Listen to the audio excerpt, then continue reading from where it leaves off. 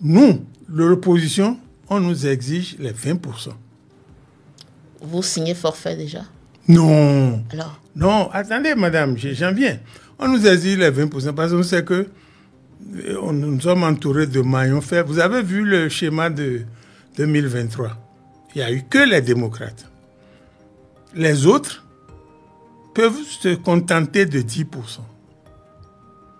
C'est-à-dire, à un moment donné, si ils sont embarrassés, ils font addition pour avoir 20%. Or, quand je dis les autres, je parle de BR et de UP. Donc, ce n'est pas des choses bien. Quand vous profitez du nombre, vous profitez de la puissance pour écraser les autres, c'est ça qui amène que les gens sortent de la légalité. Mais il y a d'autres partis qui existent au niveau de la mouvance, de l'opposition. Lesquels? Mouvement populaire de libération, Restaurer l'espoir, Nouvelle force nationale, Grande solidarité républicaine, pour ne citer que ceux-là. Oui, madame, merci. Merci.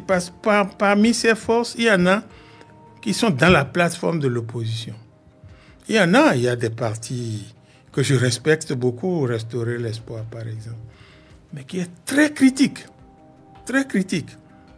Je ne suis pas sûr qu'ils viennent avec la plateforme. Mais pourtant, c'est un parti qui n'est pas né hier. Et son président a une vitalité enviable. Bon, mais donc, et puis je vous ai dit de regarder le schéma de 2023. Ces partis-là, malgré leur volonté, je ne retrouve pas trop leur ancrage. Peut-être qu'on va y travailler. Mais nous travaillerons pour renforcer notre ancrage. Si eux aussi renforcent le leur, ça va être bon. Sinon, objectivement, c'est BRUP réuni contre LD. Mais vous êtes fataliste? Pas du tout. Je suis réaliste. Pas du tout fataliste. Je suis réaliste. Et nos collègues de MPL, Génération Aïvo, GSR, ils ont mis leurs militants à notre disposition en 2023. Ils n'ont pas été aux élections. Ils ont mis à part MPL, je crois, qui est allé. Ça veut dire que on se retrouvera LD, multiforme, mais il nous faudra les 20%. Or, et les collègues de la mouvance nous le disent aujourd'hui, eux-mêmes ils ont peur. Parce que je ne vois pas le président Boni Yayi aller s'asseoir dans la 8e et leur permettre d'avoir 20%. Ils peuvent sauter, ils peuvent tricher, ils n'auront pas les 20%. Et nous sommes prêts à abandonner nos circonscriptions pour aller en renfort à la 8e. Une seule circonscription tombe et toute la liste tombe. Ça ne conduit pas une société de telles règles. De telles règles. Donc, vous voyez, le code, les délais... On va déposer les candidatures, on dépose les candidatures. À 50 jours. 50 jours, il y a des trucs de 80 jours. Non. On n'a pas besoin de ça. Les pères fondateurs, je pense au feu professeur Albert Teboye qui avait crié à la fin de son rapport général que nous avons vaincu la fatalité. Je me demande aujourd'hui si la fatalité n'est pas de retour. Je me le demande. Mais c'est pour ça que je vous posais la question de savoir quelles sont les négociations que vous faites au niveau de l'Assemblée, parce que tout partira de là, qu'on le veuille ou non. Non, à l'Assemblée, vous savez que les deux partis, Bloc républicain et UPR, sont créés par le chef de l'État. Ça, des gens refusent d'y croire. Bon, c'est quand il dit que ça se passe. C'est quand il dit que ça se passe. Moi, j'ai quelqu'un qui m'a fait une confidence. Ils ont ouvert le débat à une réunion. Il a un peu trop parlé. Après, on l'a appelé pour lui dire, c'est pas comme ça qu'on parle ici. Hein. C'est pas comme ça qu'on parle ici. Bon. Donc, ils sont les plus nombreux. Ils sont les plus nombreux par la force des choses, parce qu'ils contrôlent la Cour constitutionnelle, ils contrôlent la Sénat, ils sont les plus nombreux. Ce n'est pas forcément le résultat des urnes. Mais nous sommes dans une démocratie du nombre. Et c'est eux qui ont fait Le jour où leur patron leur dira arranger ça, ils vont arranger. Mais moi, je crois qu'il faut, pour l'avenir du pays, pour eux-mêmes, il faut qu'on arrête parce que on va droit vers une impasse. Oui. On va droit vers une impasse. Vous le réalisez à l'Assemblée nationale? Ah, mais ils nous le disent, on se parle. J'ai dit que ce n'est pas, c'est pas étanche, on se parle. On se parle, il y en a qui sont inquiets, très inquiets. Et jusque-là, l'Assemblée nationale ne peut pas trouver une solution politique? Non, non, non. Le président de l'Assemblée est placé par le chef de l'État. Ce n'est pas particulier au président Talon. Hein. Généralement, les chefs d'État placent le président de l'Assemblée pour avoir des coups de frein. Vous avez vu au Sénégal, quand ça a commencé à se compliquer, ils ont dissous l'Assemblée.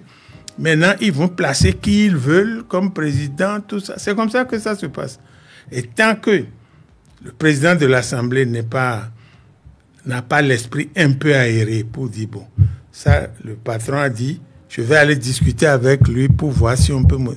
Ça reste comme ça. Mais je trouve votre réalisme un peu engoncé dans du fatalisme. Je me dis, mais est-ce que vous ne devriez pas faire un peu plus que ce que vous faites, vous, Parti des démocrates à l'Assemblée, pour, à minima, obtenir une collaboration et convaincre par derrière le chef de l'État, Patrice Talon? Oui, madame. Je vais vous donner un tout petit exemple. Au lendemain de l'installation de la 9e législature, nous avons déposé une proposition de loi d'amnistie pour sortir Mme Rekia et le professeur Ivo de là.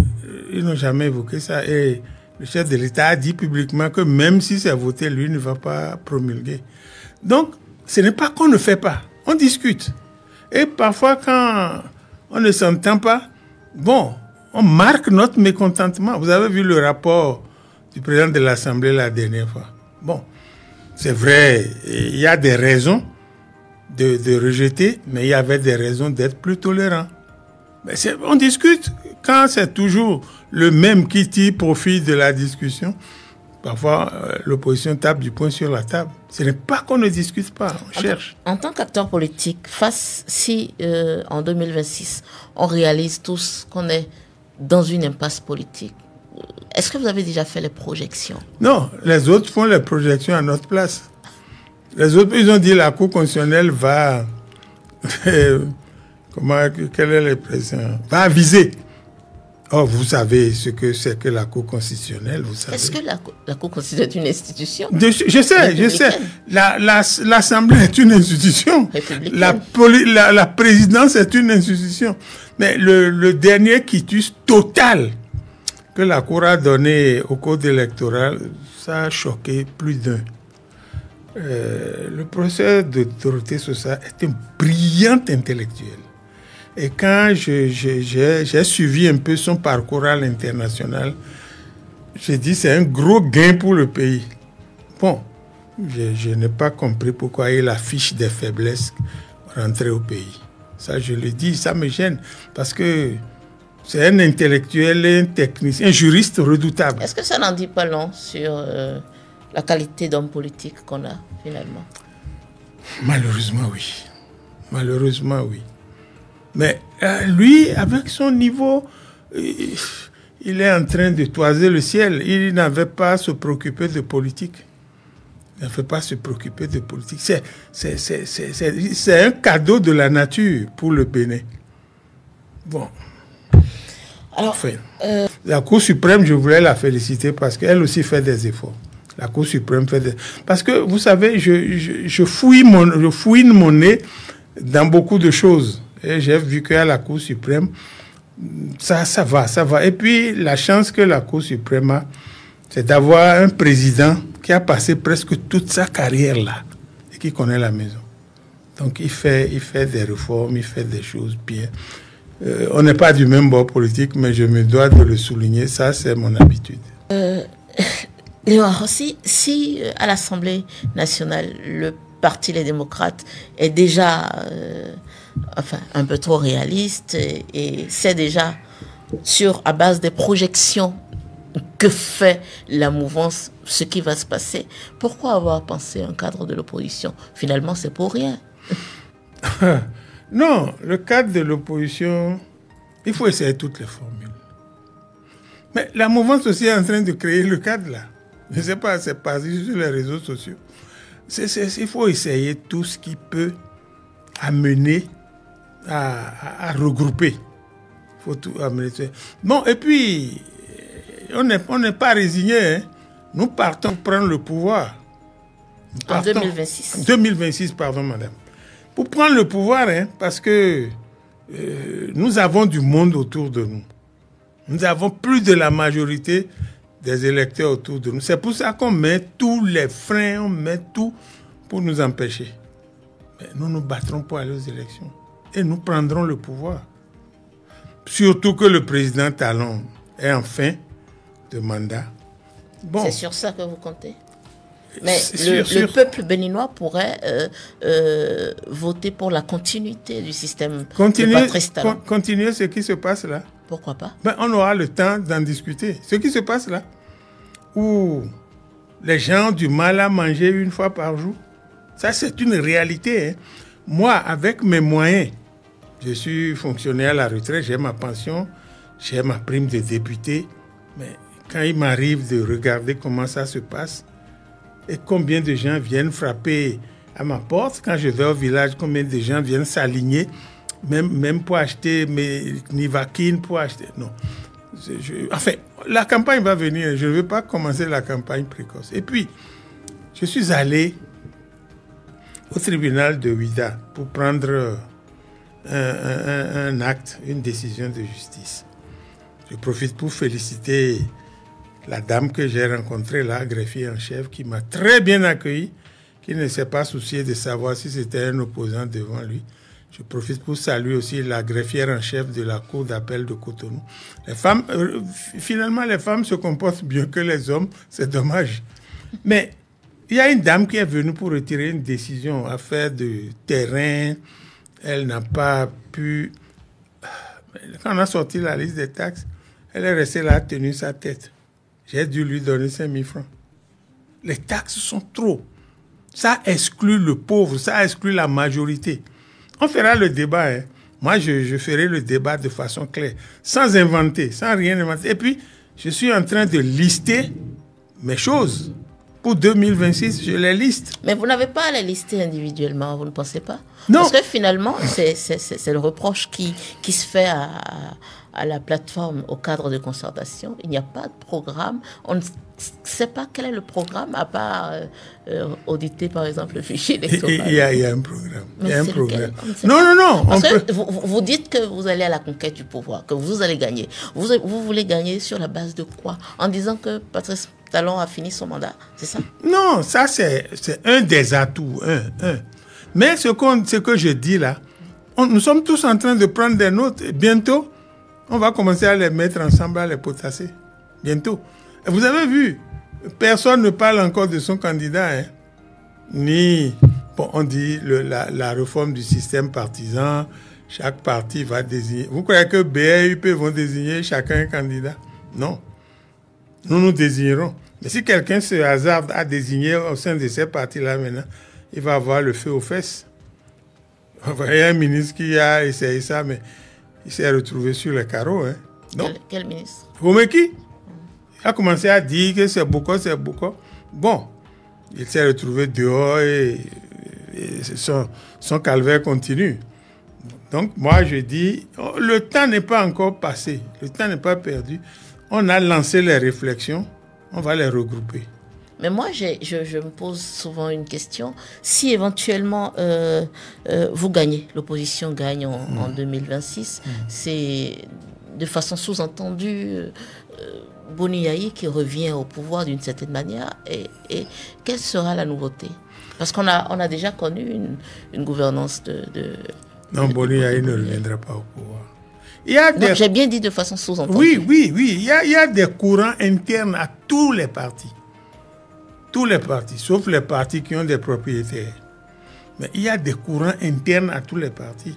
Moi, je ne me vois pas président et aller interroger le président Yayi sur ce que je vais faire. Non. C'est peut-être Ce qui fait ma particularité. Et il y a aussi beaucoup de gens comme ça qui ne s'adossent sur personne. Moi, je suis adossé à mes électeurs. Je suis adossé à mes électeurs. Et puis, je les félicite. Suivre quelqu'un pendant plus de 13 ans dans l'opposition, on les éloigne de tout, on les écarte. Ils me suivent. Oui, mais justement, vous étiez opposé à Boni Yayi. Aujourd'hui, avec Boni Yayi, vous êtes opposé à Patrice Talon. C'est un vœu permanent ou inconditionnel pour l'opposition. Est-ce que c'est pour quel but? Non, je ne veux pas dire comme ce grand politicien, je ne veux plus faire l'opposition. Non, c'est les actes. C'est les actes qui, moi, m'amènent à faire mon choix. C'est pas autre chose. Lorsque je vois des gens qui vous ont entouré pour gagner le pouvoir, et puis après on donne un coup de pied dedans, l'autre fuit, l'autre est en prison, je ne peux pas vivre dans cette ambiance. J'ai été élevé par des parents de l'église catholique romaine. Je ne peux pas vivre dans cette ambiance-là. Quand quelqu'un veut être candidat au présidentiel, il y a 1000 moyens de l'empêcher. C'est un principe pour vous que d'être opposant à chaque fois? Non. Okay. C'est un principe que d'être opposant quand la gouvernance n'est pas bonne. Quand je n'apprécie pas la gouvernance. Ça ne m'empêche pas de dialoguer. Mais finalement, vous n'avez jamais apprécié une gouvernance. Mais quelle est la gouvernance qui vous... enfin, qui finalement va vous satisfaire? Non, vous voyez, si j'étais déjà politicien, j'aurais travaillé avec le président Soglo, même avec le président Kérékou. Parce que le président Kérékou était un homme très tolérant. Quand il avance et qu'il voit qu'il y a un obstacle, il freine. Mais on n'assiste pas à ça aujourd'hui. Mais vous parlez d'hommes d'une époque... oui, voilà. oui, est-ce mais que ça les idées sont... transcendent. Oui, les idées sont restées. Mais le président Yayi, j'ai commencé avec le président Yayi. Bon, il y a eu des heures, on ne s'est pas compris. J'ai dit non, je ne peux pas suivre dans cette direction. Mais finalement, vous vous retrouvez encore avec lui. Est-ce que oui. Vous ne vous remettez pas en cause, enfin en question? Non, je ne me remets pas en question. Et on évite un danger que pour encourir un autre, a dit le prince de Machiavel. Oui. La prudence humaine consiste à éviter le pire. Et lorsqu'on se retrouve pour lutter contre le pire, moi j'oublie ce qui s'est passé derrière. Et mieux, je vais vous dire, j'ai jamais été FCBE. J'étais à Union fait la Nation. Pendant les élections de 2016, l'Union fait la Nation a dit faites campagne pour tout le monde sauf Yovo. Mais moi, je suis allé faire campagne pour Yovo. Je suis allé faire campagne pour Lionel Zinsou. Les gens ont cru que j'étais FCBE. Ils sont venus me voir. Je ne suis pas dans votre équipe de campagne. J'ai mes raisons. C'est le président Émile Derlin Zinsou qui m'a mis le pied à l'étrier. Et lorsque sa famille a décidé de faire, j'avais des contraintes morales. J'ai fait. Et puis après, lui, le président Amoussou m'a récupéré. Et je vous dis au passage que je suis très heureux d'être à son école. Bon, je lui rends visite de temps en temps. Au président Amoussou? Oh oui, je suis souvent chez lui. Et je le dis aux gens de LD qui critiquent. Je dis non, la vie, ce n'est pas seulement LD, UP, BR, non. La vie, c'est tout autre chose. Est-ce que, je ne m'empêche pas d'y penser, est-ce que c'est, désolé pour la question, c'est parce que votre influence électorale ou votre base électorale n'est pas si grande que ça vous arrange bien d'être dans l'opposition et chaque fois pour vous assurer de vous faire élire parce que le peuple béninois étant plutôt toujours très opposant et tout? Est-ce qu'en termes de calcul, c'est ce qui vous arrange? Je crois que c'est mon argumentaire. Hein, parce que dans ma zone, il y a des régimistes tous les jours. Hein. Moi, je connais les gens qui sont UP, chaud, et qui ont commencé à faire OB. Depuis que l'affaire coup d'État a éclaté, ils ont disparu. Moi, je ne fais pas ça. Ils sont UP, et puis ils ont commencé à installer des cellules OB. Quand ça a pété, ils ont disparu. L'inconséquence de l'homme vous favorise pour peu que vous soyez objectif, pour que vous disiez la vérité. Moi, je combats. Mais j'ai qu'en 2019, l'opposition a été empêchée d'aller aux élections. Oui. mes gars sont venus me voir, ils ont dit, ah, si on se tait, ça va, on va disparaître. J'ai dit, qu'est-ce que vous faites? Les 3/5 ont dit, nous voulons soutenir UP. J'ai dit, allez-y. Ça m'a coûté des critiques, mais moi, ça ne m'a rien dit. J'ai dit, allez-y. Ils ont dit, les gens de UP ne veulent pas nous donner des fonds de campagne. J'ai dit, faites votre budget. Je leur ai donné l'argent. Ils sont allés. Mais dès qu'on a eu l'opportunité en 2023, non seulement ils sont tous revenus, mais ils ont ramené encore d'autres personnes.